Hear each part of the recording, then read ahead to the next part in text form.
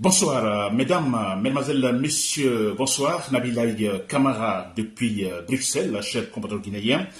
Voilà, j'ai donc cet autre thème d'information pour ce soir, cher compatriote guinéen. Bon voilà, alors le thème, je l'ai annoncé déjà, c'est sur Mamadi Doumbouya. Je dis bien mon message politique à Mamadi Doumbouya, n'est-ce pas? C'est un message politique que j'envoie à Mamadi Doumbouya. Donc je m'adresse à Mamadi Doumbouya. Si Mamadi Doumbouya me suit, bon, sûrement il ne me suivra pas, il ne me suit pas. Il a pas de temps, c'est vrai, mais bon, peut-être que les échos en fait pourraient lui arriver, c'est vrai, parce qu'on apprend qu'ils suivent effectivement les réseaux sociaux, n'est-ce pas? Donc ce message est pour Mamadi Doumbouya. Très bien, cher Guinée. Alors, nous savons tous, maintenant je détaille, nous savons tous que Mamadi Doumbouya, il vient tout juste de Kigali, c'est au Rwanda. Il était allé, alors, moi je le disais ironiquement, c'est-à-dire qu'il est allé consulter son politologue à lui, Paul Kagame. Bon, officiellement, il est allé parce que Paul Kagame, qui en fait enchaîne un quatrième mandat au pouvoir, alors c'était l'investiture, il était invité là, Mamadi Doumbouya, n'est-ce pas? Voilà, alors les faits, c'est que Mamadi Doumbouya, son retour, vous l'avez vu à Conakry, une petite réception a été organisée, n'est-ce pas? Alors, c'est ce qui d'ailleurs me pousse à faire ce direct ce soir, cher compte guinéen. Une petite réception a été organisée à son intention, alors que je trouve très ridicule. Alors, surtout pour moi, c'est un acte d'inintelligence, en fait, remarquable, cher compte guinéen. N'est-ce pas? Mamadi Doumbouya, si vous me suivez, je vais m'adresser à vous. Très bien. Alors, vous êtes au pouvoir depuis, en fait, disons, 2021. C'est vrai, il y avait beaucoup d'espoir, Mamadi Doumbouya, beaucoup d'espoir quand vous êtes arrivé, parce que, c'est vrai, l'espoir était grand, c'est normal, c'est logique. Après une lutte sans merci contre Alpha Condé pendant 11 ans, donc luttant contre Alpha Condé, lui demandant de respecter effectivement les principes démocratiques. N'est-ce pas? Et voilà, et quand vous avez renversé Alpha Condé, Mamadi Doumbouya, si vous me suivez, alors logiquement, alors l'enthousiasme était là. Vous-même, vous le savez, vous faisiez partie, en fait, du pouvoir du régime de Alpha Condé, c'est vrai. Alors, vous le savez, de manière convaincante que Alpha Condé ne gouvernait pas bien, qu'Alpha Condé a totalement, en fait, s'il faut le dire, insulté, je peux dire, le peuple guinéen, la constitution guinéenne. N'est-ce pas? Alors, quand vous le renversez, alors, voilà, c'est normal, l'enthousiasme était là, nous étions tous contents, c'est vrai, tout le monde était content, vous comprenez, pour vous applaudir. Et là, cet enthousiasme, effectivement, et aussi, il y a la détermination, n'est-ce pas? Parce qu'on se dit quelque part, bon voilà, alors on a quelqu'un qui va venir, en fait, remettre la locomotive sur le rail. La locomotive que Alpha Condé a fait dérailler, n'est-ce pas? Alors voilà, cet espoir était animé de cela. On a un militaire qui vient, alors qui a tout compris, qui a compris l'enjeu, qui va mettre donc la locomotive sur le rail. C'était cela, Mamadi Doumbouya. Cet enthousiasme, le but, n'est-ce pas? Alors, c'est-à-dire cet homme qui va venir tout de suite, en fait, mettre de l'ordre, remettre les points sur le i. Il nous manque de la stabilité politique, et parce que on n'a pas une structure politique solide, n'est-ce pas? Alors, il y a une constitution où il y a souvent des constitutions qui ne sont jamais respectées. Alors, on a dit, avec Mamadi Doumbouya, alors ce problème va être réglé. Alors, il va, comme vous êtes venu avec ce terme de refondation qui a un grand sens, alors vous allez refonder les institutions de l'État, c'est-à-dire qu'ils vont être en fait établis de telle manière qu'aucun autre président qui viendrait au pouvoir n'aurait pas la manœuvre facile en fait de les déjouer, n'est-ce pas, pour en faire en fait des mesures ou une constitution sur mesure, n'est-ce pas? C'était là l'espoir de Mamadi Doumbouya. C'est vrai. Et très bien. Et depuis que vous avez changé, Mamadi Doumbouya, vous me suivez, je ne vais pas en fait, vous appelez président ni général, non. Parce que pour moi, en vous appelant ainsi, moi je trouve injuste. Ce n'est pas juste. Vous ne le méritez pas. Vous ne le méritez pas, c'est vrai. Très bien. Alors, depuis que vous avez changé, alors on ne vous reconnaît plus. Alors, finalement, on se dit, mais pour quelle raison a-t-il, ou vous avez en fait renversé Alpha Condé? On se pose la question. Parce que le problème créé par Alpha Condé, alors vous ne cherchez pas à le résoudre, vous en créez autre, ou vous faites pire qu'Alpha Condé. N'est-ce pas, monsieur Mamadi Doumbouya? Voilà. Alors, je dis bien, vous avez changé depuis lors. Très bien. Et ce que j'ai vu hier, quand vous êtes venu du Rwanda, j'ai vu cette petite réception qui a été organisée. Je vous ai vu également, disons, sur le toit de votre voiture, vous comprenez. Alors, levant la main, saluant en fait les gens qui étaient là, et même cherchant à converser avec les badauds. Les badauds, c'est-à-dire les gens qui sont venus pour vous voir. Alors là, j'ai dit, oh bon Dieu, en fait, le même ou la même expression revient. En fait, je parle de l'acte d'intelligence. Mamadi Doumbouya, si vous me suivez. Il y a un problème d'intelligence chez vous. Il y a un grand problème d'intelligence chez vous. Ça, c'est important, il faut le dire. Alors, parce que nous, les hommes, nous passons Mamadi Doumbouya. Vous vous rappelez, Sékou Touré est parti, Lansana a compté, Dadis était venu, il n'est plus là, Sekouba aussi est venu, voilà, il n'est plus au pouvoir, Alpha Condé n'est plus là. Oui, nous, les hommes, nous passons, la Guinée demeure. Ça, c'est très important. Je crois que le premier élément de l'intelligence que nous devons percevoir, en faire en fait une propriété privée, c'est se dire, bon, écoutez, nous, les hommes, nous passons. La Guinée demeure. C'est-à-dire que, alors, comme nous passons, essayons de mettre quelque chose sur place pour les futures générations. Ça n'a jamais été le cas. Ce n'est pas votre cas seulement, ça n'a jamais été le cas des précédents. C'est-à-dire, bon, écoutez, nous passons, et comme moi je devais passer, moi je ne serai pas là, je vais, voilà, avec le temps, alors au moins je laisse quelque chose indélébile, n'est-ce pas, qu'on ne peut pas effacer. Quelque chose d'important, de réel. Personne n'a pensé cela. Et Mamadi Doumbouya, c'est pourquoi je dis que l'acte d'intelligence, je vais expliquer ça brièvement, si vous me suivez, monsieur Mamadi Doumbouya, je sais que vous ne me suivez pas, mais peut-être que les échos pourraient vous arriver, n'est-ce pas, ou vos conseillers ou quelqu'un proche de vous pourrait effectivement écouter cela, parce que vous écoutez les réseaux sociaux, n'est-ce pas? Alors, l'acte intelligent, je le répète, hein, c'est-à-dire, il est question ici, en fait, de savoir percevoir, vous percevez, n'est-ce pas, vous prévenez, n'est-ce pas, savoir prévenir.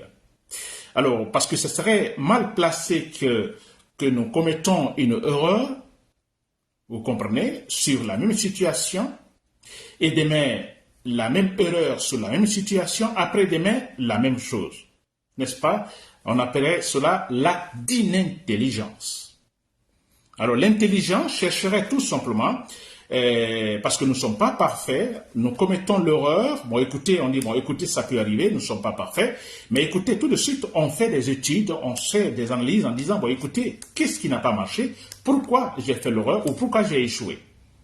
N'est-ce pas? Et là, on prend des mesures préventives pour que cela ne se répète pas la prochaine fois. N'est-ce pas? Ça, c'est un exemple. Ensuite, je peux dire, par exemple, Mamadi Doumbouya, vous, par exemple, alors vous êtes avec des amis, je peux citer vos amis Amara Kamara, je donne un exemple, Amara Kamara, Aboubakar Sidiki Kamara, ou même Samoura, n'est-ce pas? Alors, vous trois ou quatre, ou même le Premier ministre Baouri, alors vous allez, par exemple, traverser une rivière. Vous êtes appelé à traverser une rivière à la nage, n'est-ce pas?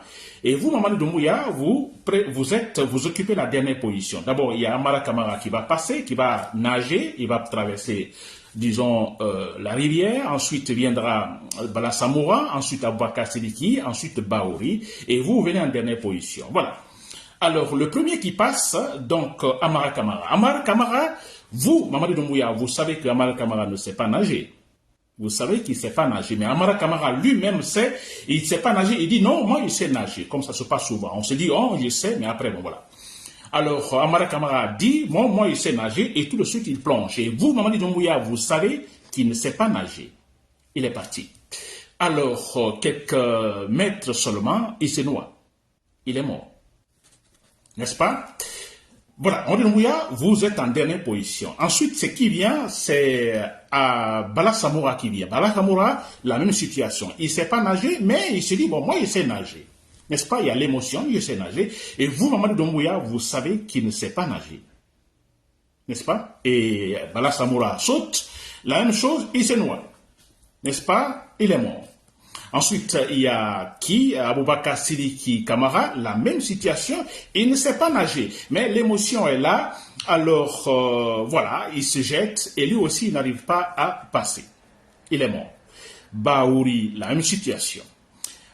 Et vous, dans toutes ces situations, dans tous ces cas, vous savez que ces gens-là qui étaient devant vous ne savaient pas nager. Ils sont partis. Et votre trou Mamadi Doumbouya arrive. Et vous, Mamadi Doumbouya, vous savez que vous ne savez pas nager.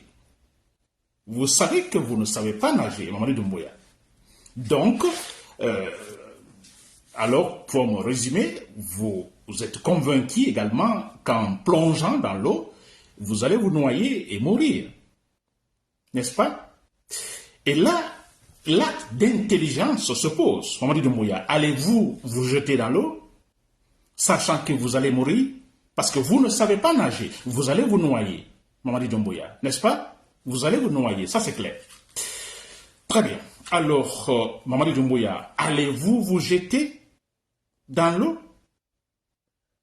Alors, un inintelligent, alors également, écoutez, ne tirera pas de leçons, n'est-ce pas, que ceux-là qui étaient devant ne savaient pas nager, mais l'émotion aidant, ils sont partis, ils ont plongé, et voilà, ils se sont noyés, ils sont morts. Mamadi Doumbouya. Vous savez, ce que vous êtes en train de faire maintenant, c'est la même chose. N'est-ce pas? C'est la même chose. Amara Kamara passe, il se noie. Bala Samoura passe, il se noie. Aboubakar Sidiki Kamara passe, il se noie. Baouri passe, il se noie. Et vous, sachant tout cela, vous vous jetez, vous vous noyez, sachant que vous ne savez pas en fait nager, vous vous jetez, vous vous noyez. N'est-ce pas?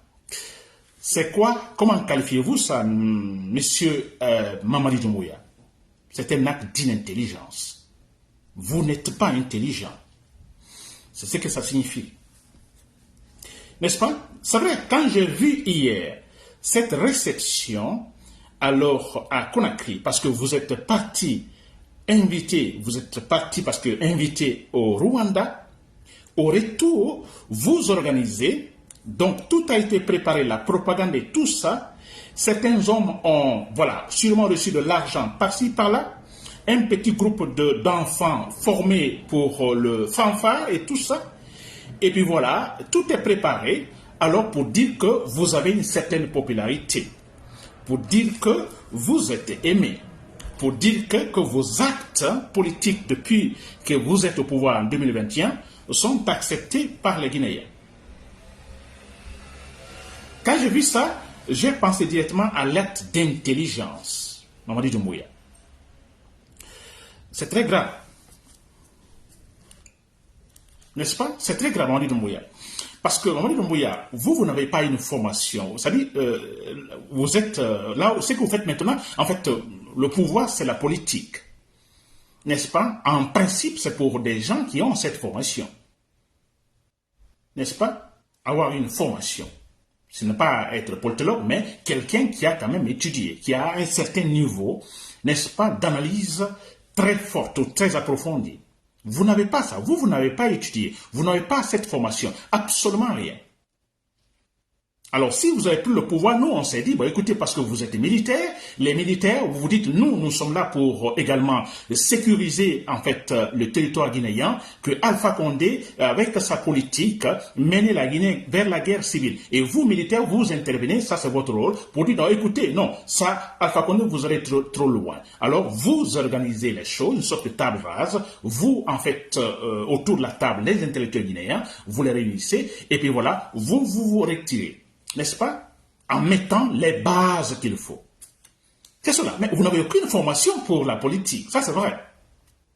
Absolument rien. Non seulement il n'y a pas la formation, vous n'en avez pas, académique, non. Alors, vous n'avez pas de connaissances, disons, oui, d'une façon générale, même si on n'est pas allé à l'école, mais on a une certaine connaissance. Mais vous, Mamadi Doumbouya, on a remarqué depuis que vous êtes là, vous n'avez pas cette connaissance. Quand vous parlez, par exemple, je ne dis pas que vous donnez un discours académique, mais un discours normal pour un citoyen normal, vous comprenez, vous n'en avez pas. Vous n'avez pas de connaissances. Quand vous parlez, il n'y a absolument rien qu'on peut apprendre comme raisonnement, en fait, logique, rien. Donc, vous n'avez pas de connaissances, Mamadi Doumbouya. N'est-ce pas? En plus, vous n'avez pas, en fait, cette éloquence, vous comprenez, savoir parler. Vous n'en avez pas. Et parce que ce que vous faites maintenant, vous êtes à la recherche du charisme. N'est-ce pas? Le charisme, c'est-à-dire ce don de savoir dompter les autres, le don de savoir s'imposer, surtout dans la vie politique, le don de faire plaire ou de plaire aux autres. Là, vous le cherchez. Et maintenant, ce charisme-là, on peut l'avoir par plusieurs manières, mais je citerai deux. Avoir le charisme, n'est-ce pas? Savoir plaire, convaincre les citoyens. N'est-ce pas? Alors, il y a une première manière, c'est-à-dire que, alors, vous avez une certaine connaissance, n'est-ce pas? Vous avez une connaissance en la matière, n'est-ce pas? Alors, vous appliquez les choses comme il le faut en suivant les règlements ou la réglementation. Ici, je parle en tant que vous, président, pour avoir le charisme. N'est-ce pas? Vous êtes clair, simple, direct. Tout ce que vous savez, c'est le respect de la légalité. Et vous l'exprimez très clairement dans vos discours. N'est-ce pas? Sans propagande ni rien, ni démagogie. Vous pouvez là vous faire respecter et faire plaire. Et avoir le charisme, Mamadi Doumbouya, le charisme. Et l'autre manière d'avoir le charisme, écoutez, c'est aussi le charisme, alors c'est effectivement savoir bien parler, oui, il y a savoir bien parler, n'est-ce pas? Il y a ça, mais qu'est-ce que vous dites dans vos paroles, dans vos discours? Ça, c'est très important. Vous parlez bien, mais ce que vous dites, c'est la manipulation. Il y a beaucoup de propagande, de la démagogie dans ce que vous faites, dans ce que vous dites. Mais vous savez tellement, en fait, manipuler, en fait, vos discours que vous arrivez à plaire et à avoir le charisme. C'est aussi le charisme.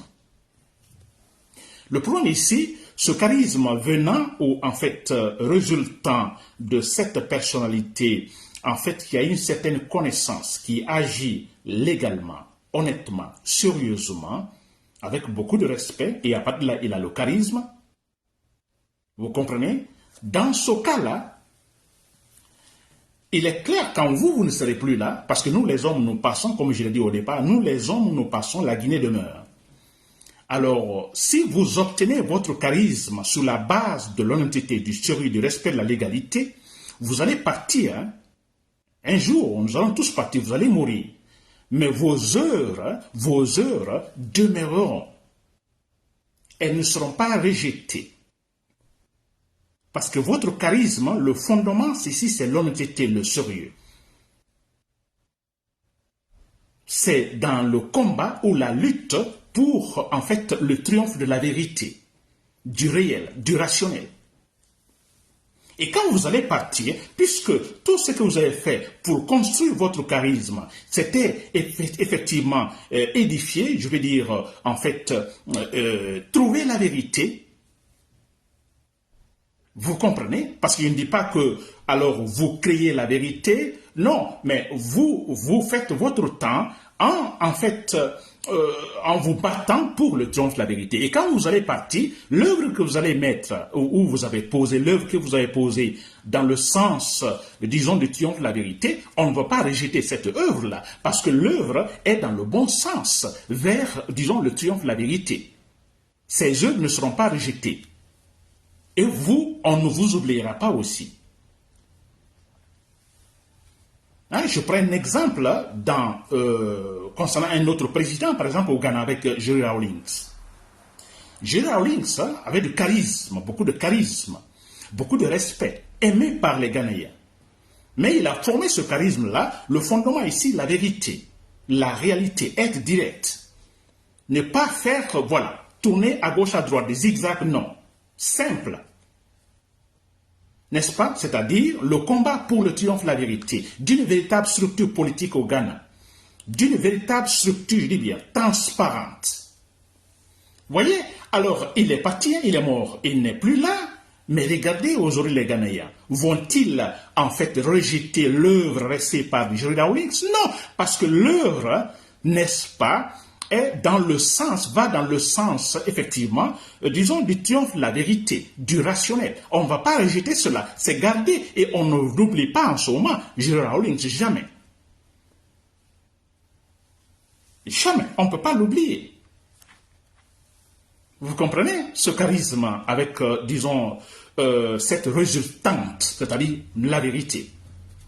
Alors, l'autre charisme qui émane effectivement du beau parleur, on dira, de beaux discours, de la propagande, de la démagogie. On a le cas, par exemple, Sékou Touré. Sékou Touré avait beaucoup de charisme. N'est-ce pas? Il avait beaucoup de charisme, c'est vrai, Sékou Touré. Mais un charisme, je dirais, qui a été, en fait, créé par le temps, la propagande par-ci, par-là. Arrivé à un moment où on disait qu'il y avait du mythe autour de Sékou Touré. Quelquefois, on disait même que ce n'était pas une personne. Je me rappelle bien, j'étais encore jeune, à Kindia, quand Sékou Touré devait venir à Kindia, la réception, les gens étaient là sous le soleil, plus de 40 degrés sous le soleil, ça dansait par-ci, par-là. On dit Sékou Touré doit se rendre à Kindia à 10h, à 10h il n'est pas là, à 11h il n'est pas là, à 12h il n'est pas là, à 15h il n'est pas là, à 16h il n'est pas là, à 17h il arrive. Et parfois même, il n'arrive pas.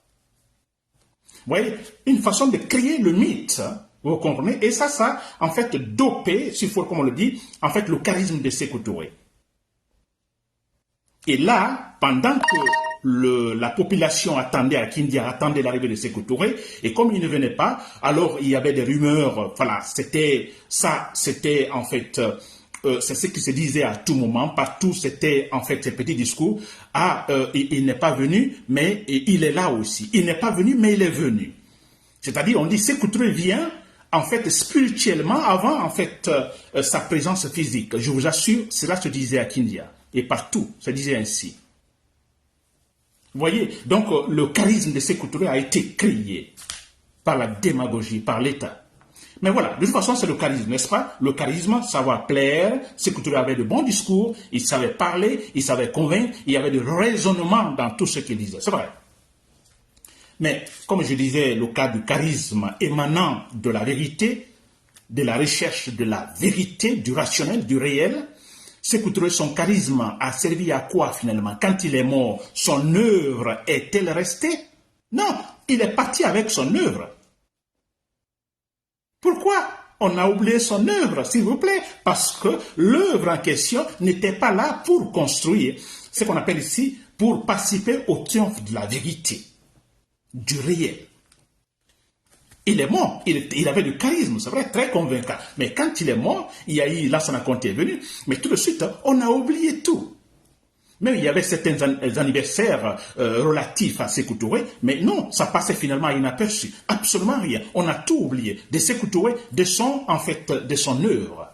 Parce que l'œuvre ne participait pas effectivement à l'édification, ou plutôt au triomphe de la vérité.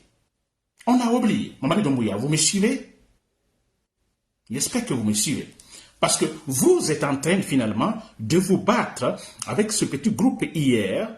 Il y a eu du financement, n'est-ce pas? Alors, quand on remarque dans le groupe, ce sont vos amis, voyez, des connaissances de la famille qui étaient là.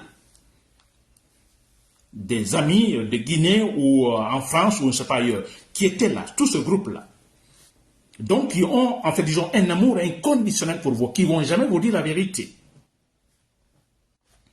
N'est-ce pas? Vous cherchez du charisme, Mamadi Doumbouya. Quel charisme? Le charisme, en fait, résultant du mensonge, parce que là, vous êtes en train de mentir depuis que vous êtes là. Du mensonge, Mamadi Doumbouya, de la propagande. Hein? Vous ne respectez pas vos engagements. Et vous cherchez du charisme. Ce charisme, peut-être vous l'aurez, je ne crois pas, mais peut-être vous l'aurez. Mais quand vous allez partir, l'œuvre que vous allez rester, mais écoutez, on ne fera que balayer. Un retard pour nous. Et vous, l'égoïsme que vous êtes dans ce cas. Parce que là, pendant que vous étiez là, vous n'avez pas pensé que nous, les hommes, nous passons, la Guinée demeure. Il y a les futures générations. Vous n'y pensez pas. Parce que si Lansana a compté, ou Sékou Touré avait, par exemple, construit son charisme, n'est-ce pas, autour, effectivement, du triomphe de la vérité, du rationnel, qui n'a rien à voir avec la propagande, mais du rationnel. Pensez-vous que, peut-être, moi je suis sûr à 100% que Lansana Conté n'aura pas fait son coup d'état militaire? Jamais. Parce qu'on aurait dit, mais écoutez, Sékou Touré est parti, mais son œuvre, n'est-ce pas, concourt effectivement au triomphe de la vérité. On aurait gardé son œuvre. Sékou Touré est parti, mais son œuvre est là. Lansana Conté, sûrement, n'aurait pas besoin de faire un coup d'état militaire. Peut-être un coup d'état militaire, mais jamais, en fait, remettre, n'est-ce pas, en cause toute l'œuvre de Sékou Touré. Mais tout a été remis en cause. Alors, qu'est-ce que cela, son charisme finalement a servi? Charisme de l'égoïsme, oui. À lui, ça a servi de rester au pouvoir pendant, je crois, 26 ans au pouvoir. Oui, de l'égoïsme. Ça ne nous a pas aidé, s'il vous plaît. Mamadi Doumbouya, j'espère que vous me suivez, parce que vous vous battez pour avoir le charisme. Ce charisme émanant du mensonge, de la démagogie, du vol, de l'irrespect. C'est cela.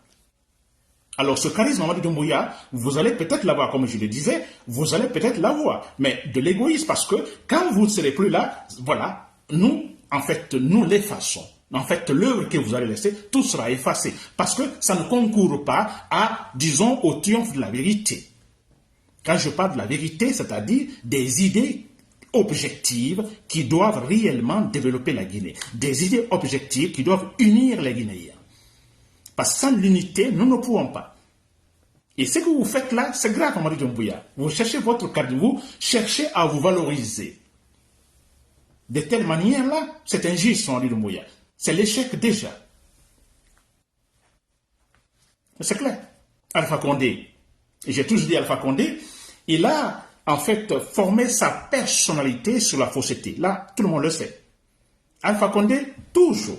On a compris finalement que les 40 années dont il parle souvent, 40 ans je suis dans l'opposition, 40 ans je me bats contre la dictature, 40 ans je me bats pour le processus démocratique, on a compris finalement que cet homme, sa personnalité, émanait tout simplement de la fausseté, un faux à 100%. Et voilà comment ça s'est terminé. Alpha Condé d'ailleurs n'avait pas de charisme, absolument rien.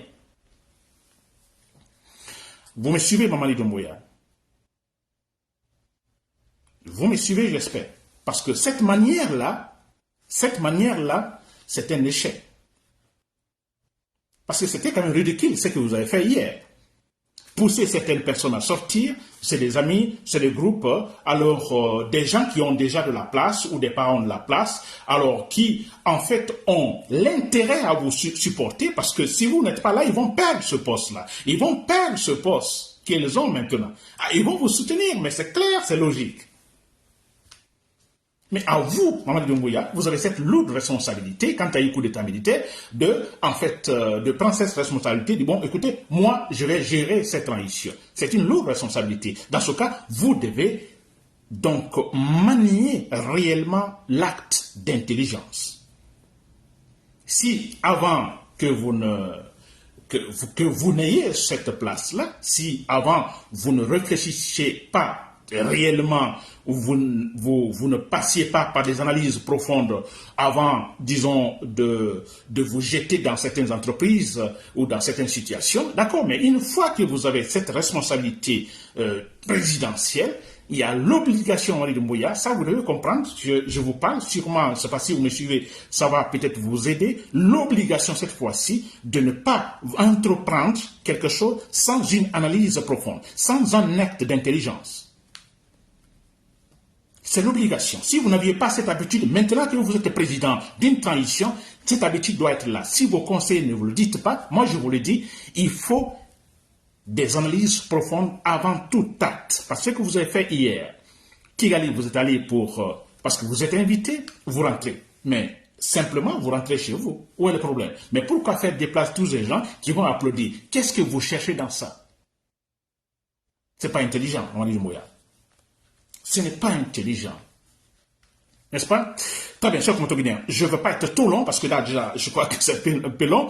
Alors, Mamadi Doumbouya, si vous me suivez, c'était cela. Je vais revenir encore sur ça. Des messages directs concernant vous. Je suis très, en fait, catégorique parce que moi, je le dis carrément, je vous parle. Je suis, en fait... parce que nous sommes en politique, il n'y a pas de pitié. Il y a eu des gens qui sont morts déjà. Mamadi Doumbouya, je me rappelle de votre discours au cimetière. Quand vous veniez de prendre le pouvoir, vous aviez dit, vous engagez, vous avez dit que désormais personne ne mourra pour la politique. Les gens sont morts. Depuis là, moi, je suis sans pitié envers vous. Alors toute personne, tout militaire qui a l'occasion de vous éliminer, alors qu'il vous élimine. Parce que vous n'êtes pas sérieux. Et vous voulez construire votre charisme, avoir de la valeur sur le mensonge. La propagande. Voilà, chers Contoliniens, c'était tout. Monsieur Mamadi Doumbouya, si vous m'avez compris, j'espère que vous m'avez compris, et ça vous fera réfléchir. Si vous ne m'avez pas suivi, des échos vous arriveraient, et sûrement ça pourra vous aider.